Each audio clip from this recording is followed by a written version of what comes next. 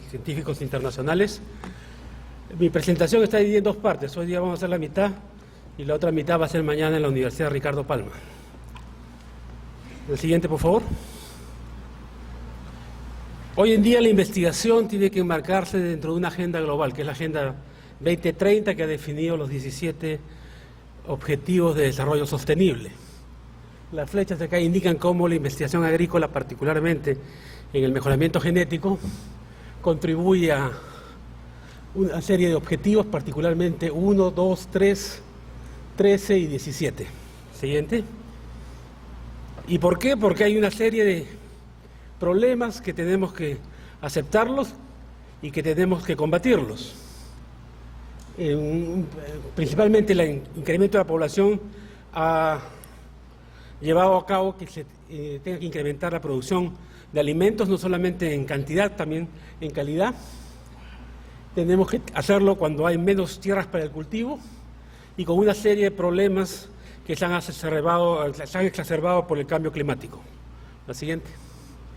Habíamos definido algunos elementos de un sistema ideal años atrás, donde tenemos que hoy día ofrecer alimentos de alta calidad nutritiva y saludables, que también sean biodiversos y que nos permitan contrarrestar los efectos negativos del cambio climático y que permitan también tener ingresos justos y equitativos para los productores y que sean capaces de ser consumidos porque son accesibles por los consumidores. El problema que tenemos es que cuando se han analizado estos cambios, y estos hace no más de 10 años, ahí van a poder ver en la parte superior cuál es la situación de 10 años, que no ha cambiado mucho. Tenemos una serie de carencias cuando viene la producción alimenticia y la forma como se produce, y tenemos una serie de problemas relacionados con aspectos que afectan el ambiente y los recursos naturales que sostienen la producción agrícola. Entonces estamos en una etapa de transición hacia el 2050 en que tenemos que llegar al balance como lo muestra el gráfico en la parte inferior. Lo otro es que en algunos casos, esta es una teoría que comenzó en Suecia y ya es global, se ha aceptado, es que hemos llegado a los límites en la producción para varias actividades económicas, incluyendo la agricultura, e inclusive la agricultura ha contribuido justamente a crear problemas de transgredir estos límites, particularmente cuando viene a la integridad de la biosfera y los flujos geoquímicos, el cambio del sistema de tierras y el uso del agua dulce y al cambio climático, ¿no? Y eso lo hemos documentado en investigación reciente que muestra que tenemos que hacer algo para poder seguir produciendo en forma sostenible la alimentación del futuro. Entonces, ¿qué es lo que hay que hacer? Tenemos que disminuir impactos agrícolas, particularmente cuando viene a la degradación de recursos como el suelo, o tener que aceptar que va a haber escasez de agua y va a haber un incremento en muchos casos de pestes y plagas que en una época en la que tenemos que reducir insumos, particularmente el uso de pesticidas. Hay efectos ambientales, se notan en algunos casos como el decrecimiento de los polinizadores, la pérdida de biodiversidad, la polución por nitratos, emisiones de gases de invernadero, de la deforestación, ¿no? Entonces hay otro gran problema que es la población en el campo, la que produce, se va envejeciendo porque los jóvenes buscan mejores oportunidades en las ciudades, ¿no? Y existe un problema de falta de oferta de comida saludable para combatir la malnutrición y la obesidad, y esto trae consigo una serie de problemas económicos. La siguiente. Y aquí un poco para darles idea de cuál es el problema. O sea, hay una serie de cultivos que usan el recurso hídrico, ¿no? Algunos que usan más que otros, u otros que están adaptados a situaciones en las que no hay mucho recurso hídrico, ¿no? El algodón, por ejemplo, es un caso interesante. Como ustedes saben, se produce acá mucho en la costa del Perú, aunque no en la forma como se producía antes, ¿no? Hoy día son menos de 20.000 hectáreas, cuando en los 60 se producían cerca de 200.000 hectáreas. La siguiente. Decía Burlock, ¿se acuerdan? El único premio Nobel que está asociado con la agricultura, ya fallecido, que los cultivos, y eso lo dijo hace 15 años, tienen 5 áreas en las que hay que trabajar. Y en esto trabajan casi todos los grupos de investigación y de desarrollo a nivel global. resistencia a plagas y enfermedades, calidad nutricional y dieta sana, tolerancia a herbicidas para lograr la agricultura de conservación, adaptación al estrés abiótico y, muy importante, porque el agricultor siempre pregunta y exige que se aumenten los rendimientos.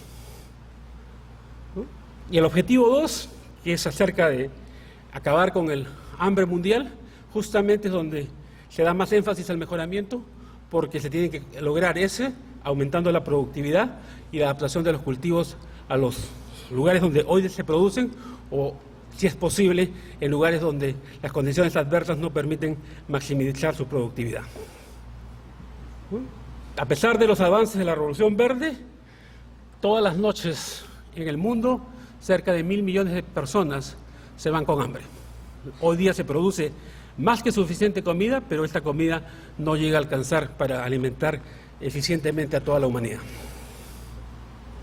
Voy a hablar con ejemplos del plátano. Como pueden ver, ahí dice Musa, que incluye lo que nosotros llamamos plátano en general, pero en algunos países los diferencian entre plátanos y bananos, porque es un cultivo que mucha gente piensa que no se puede mejorar, porque cuando ustedes pelan la fruta del plátano y la comen no van a haber semillas. Bueno, sí se pueden obtener semillas por cruzamientos, ¿no? Y esa es la base de cualquier programa de mejoramiento que usa las técnicas convencionales. ¿Y por qué? Porque está entre los 10 cultivos más importantes del mundo. No tan importantes como los cereales como el trigo, el arroz o el maíz, o un tubérculo como la papa, pero está muy cerca de la yuca y el tomate. Y solo para enfatizar por qué aún es importante los cereales, porque los tres principales, arroz, maíz y trigo, nos producen aproximadamente el 42% de las calorías que consumimos diariamente a nivel mundial. Entonces ese es el plátano. Lo que ustedes ven en la parte del plátano, si no entienden un poco la botánica, no es realmente un tallo, es solamente una modificación de las hojas, porque el tallo es casi subterráneo, que es el cormo. La siguiente. El gran desafío que tenemos hoy en día es que, si uno ve el mercado mundial, el que se utiliza para el comercio internacional, es en base a una sola variedad con sus mutantes, que se llama Cavendish, ¿no? Que eso es algo que hoy día también está en peligro de su producción por una serie de enfermedades, la más importante siendo un nuevo strain o raza del mal de Panamá. La siguiente. Y estos ahí tenemos una serie de, como les decía, los Cavendish. El primero es Gros Michel, lo que le decimos acá el plátano de seda. Y tenemos otra serie de plátanos. Y como ven, los precios se han mantenido más o menos estables en los últimos 20 a 30 años. La siguiente. Pero hay una serie de otros plátanos y bananos a nivel mundial, y aquí les muestro algunos de ellos, que se consumen no tanto como fruta, sino después de haber sido cocinados, ¿no? Particularmente en países de Asia, de África, y aquí en la selva peruana en particular. Siguiente. Pero todos ellos están afectados por una serie de pestes y enfermedades, como pueden ser nemátodos, picudo negro, la cigatoca negra, Marchités porfusarium, el virus de la raya del banano, sequía, o el marchitamiento bacteriano del banano. La siguiente. ¿No? Siendo el más importante aún la mancha de la hoja por cigatoca negra, que puede reducir el rendimiento afectando el racimo y los frutos hasta en un 50% de pérdidas. Existen en algunos casos otros tipos de enfermedades como este virus que afecta en muchos países del África y que impide el movimiento de germoplasma a través de la frontera, justamente porque es de alta infección, o características inherentes a la planta como es su baja propagación por tener hijuelos deficientes. Y estos problemas, y acá uso un ejemplo del África, donde trabajamos varios años, ha llevado a que haya una diferencia entre lo que es el rendimiento actual y el rendimiento potencial. Y eso se refleja no solamente en África, sino en todo el mundo, y es producto de no tener plátanos con todas las características deseadas, particularmente para la adaptación y para la resistencia a plagas y enfermedades. ¿No? Entonces los programas de mejoramiento de plátanos se han enfocado, ahí están las características, para dar más rentabilidad a los usuarios finales, resistencia en la planta hospedera para disminuir una serie de usos de pesticidas para la sostenibilidad. No es posible que sigamos hoy día en el siglo XXI, en su segunda década, en las plantaciones, particularmente en Colombia, Ecuador o América Central, teniendo cerca de 70, 80 aplicaciones con aviones de pesticidas para controlar una serie de plagas o enfermedades, particularmente la ciguatera negra. Cambiar también la arquitectura y fenología vegetal para encajar en sistemas agrícolas. Entonces, son los tres grandes grupos de características, y todo esto se hace a través del mejoramiento convencional por cruzamientos. Siguiente. Entonces, un poco para darles una idea, normalmente se cruza un cultivar, es triploide, por eso es que no produce semillas, con una planta silvestre para producir híbridos tetraploides o diploides. Siguiente. Y se usan también materiales mejorados para poder obtener nuevamente un nuevo cultivar triploide, que después de muchas evaluaciones y selecciones logra ser un nuevo cultivar, ¿no? Esto es fácil en el esquema, pero estamos hablando de entre 1 a 2 décadas de trabajo. Siguiente. No, pero se han logrado varios híbridos. Aquí tienen una representación de algunos interesantes que hoy día se consumen en algunos países del mundo, particularmente en África y en Asia, Cuba, ¿no? Porque los programas de mejoramiento han sido capaces de convencer a los consumidores que estos plátanos tienen una serie de beneficios, no solamente para el agricultor, sino también para el consumidor, ¿no? Un poco lo documentamos, son plátanos que trabajamos hace más de 30 años en África y recién se lograr su adopción en la década pasada, y nos llevó desde el cruzamiento original hasta el momento de finalmente ser producido en gran escala por los agricultores entre 20 a 25 años. Eso es lo que demora. Pero, y ahí vienen los análisis económicos, los estudios de impacto, los que adoptan este tipo de tecnología se benefician económicamente comparado con los agricultores que no adoptan este tipo de tecnología. Siguiente. ¿No? Entonces, puedes hacer varios. Sí. Sigue.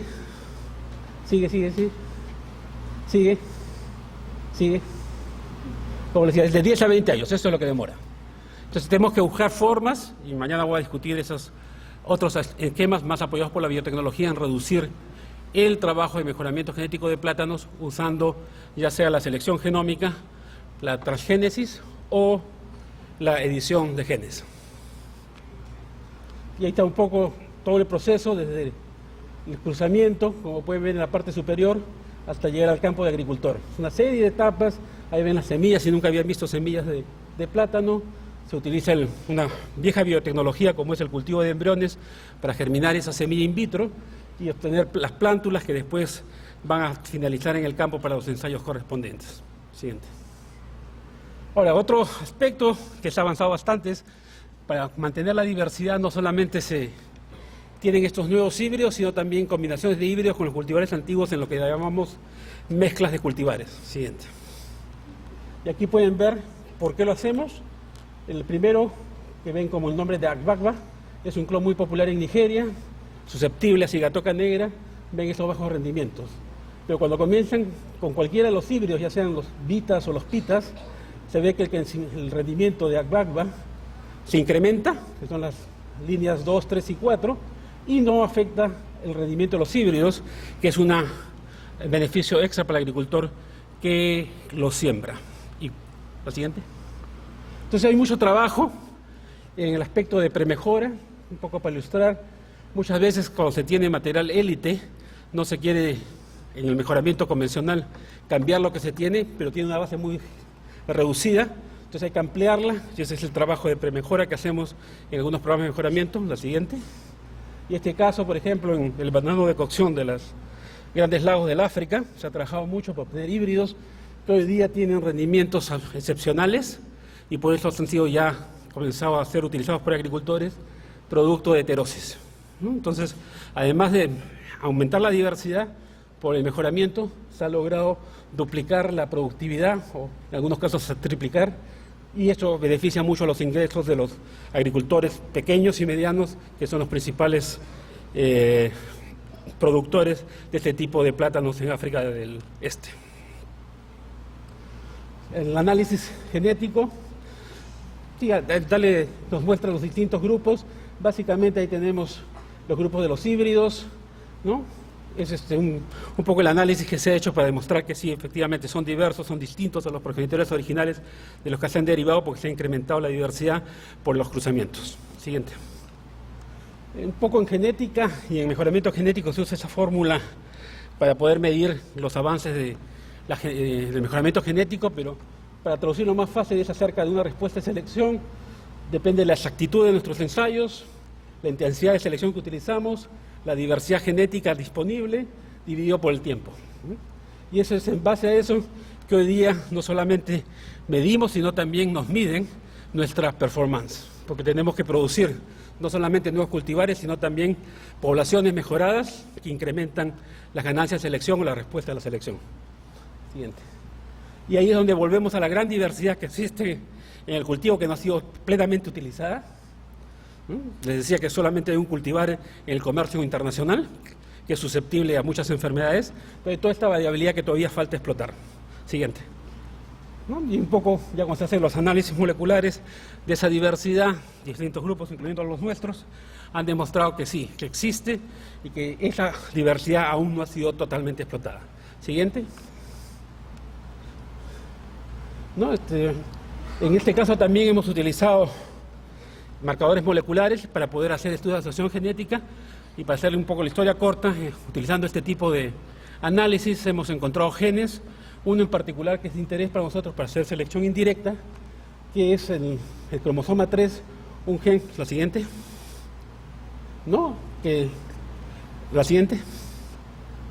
que está relacionada con la circunferencia del fruto. ¿Y por qué estamos interesados en este tipo de genes? Porque, la siguiente por favor.